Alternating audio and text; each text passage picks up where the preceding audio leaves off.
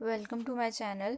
आज हम बात करेंगे नैरेटिव नॉन फिक्शन की सेकंड टाइप को, जो कि क्या है, डिस्क्रिप्टिव नॉन फिक्शन। जैसे कि आपने देखा कि हमने पहले अपनी प्रीवियस वीडियो में बात की थी about narrative non fiction. Narrative non fiction क्या होता है, फिर हमने डिस्कस किया difference between narrative versus memoir के बारे में कि नैरेटिव एंड मेमोर क्या होता है, उनमें मेन डिफरेंस क्या है, उनकी डेफिनेशन एग्जांपल्स क्या है। और आज हम डिस्कस करेंगे definition and example of descriptive non fiction. So firstly, अगर आप मेरे चैनल पे न्यू हैं तो प्लीज़ लाइक, सब्सक्राइब और शेयर करना मत भूलिएगा, ताकि आपको, और बेल आइकन को दबाना मत भूलिएगा ताकि आपको मेरी हर नई अपडेट मिल सके। और अगर आप नैरेटिव नॉन फिक्शन के बारे में जानना चाहते हैं तो आपको लिंक डिस्क्रिप्शन में मिल जाएगा और आपको प्लेलिस्ट में भी मिल जाएगा। फर्स्टली हम बात करते हैं definition of descriptive non fiction. Descriptive non fiction employs all five senses to help the reader get a visual of what the writer is trying to describe. So here is mean that we have a five sense. What is five senses? Five senses क्या कि like the thing which we can see, hear, taste, touch. These are the things would be count in five senses.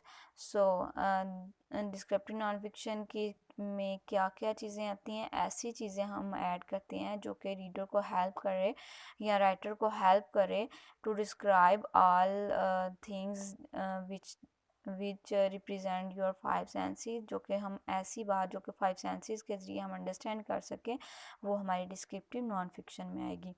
Sensory language, rich details, and figurative language are methods used to achieve good descriptive non-fiction. For example, अगर हम अच्छी descriptive non-fiction achieve करना चाहते हैं तो हमें हमारे पास sensory and rich details होनी चाहिए, हमारे पास फिगरेटिव लैंग्वेजेस के बारे में मालूमात होनी चाहिए कि फिगरेटिव लैंग्वेजेस क्या होती हैं, क्या क्या हैं, और उनमें क्या क्या हम वर्ड्स या किस तरह यूज़ करते हैं.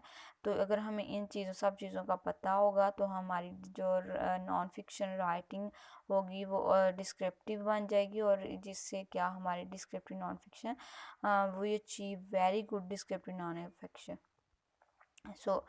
अब हमारी जो रिच डिटेल है, मीन्स के हमने क्या, हमारे पास अच्छी इन्फॉर्मेशन होनी चाहिए, हमने बहुत एनालिसिस किया ये चीज़ कहाँ है या ये कहाँ, तो ये हमारी डिस्क्रिप्टिव नॉन फिक्शन की रिच डिटेल होगी.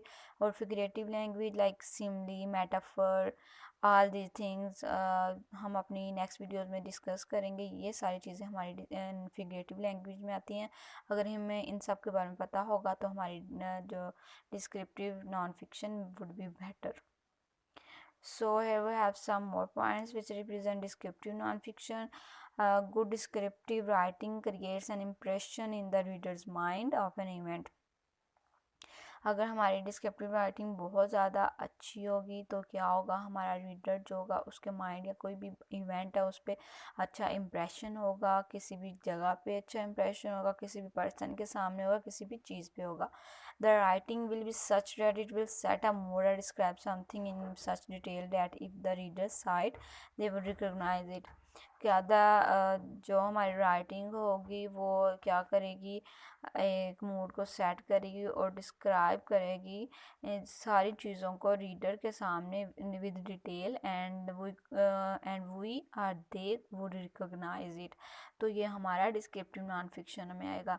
हमारे पास डिस्क्रिप्टिव नॉन फिक्शन की एग्जांपल्स क्या हैं, all those thing which is in comes in sensory language, rich details and figurative language are all these things would become in the example of descriptive non-fiction. So hope so you people like it, and thank you so much for watching. और अगर आप figurative language के बारे में जानना चाहते हैं तो वो हमारी नेक्स्ट वीडियोस में आपको मिल जाएंगी, आप प्लेलिस्ट में देख लीजिएगा. And thank you so much for watching again.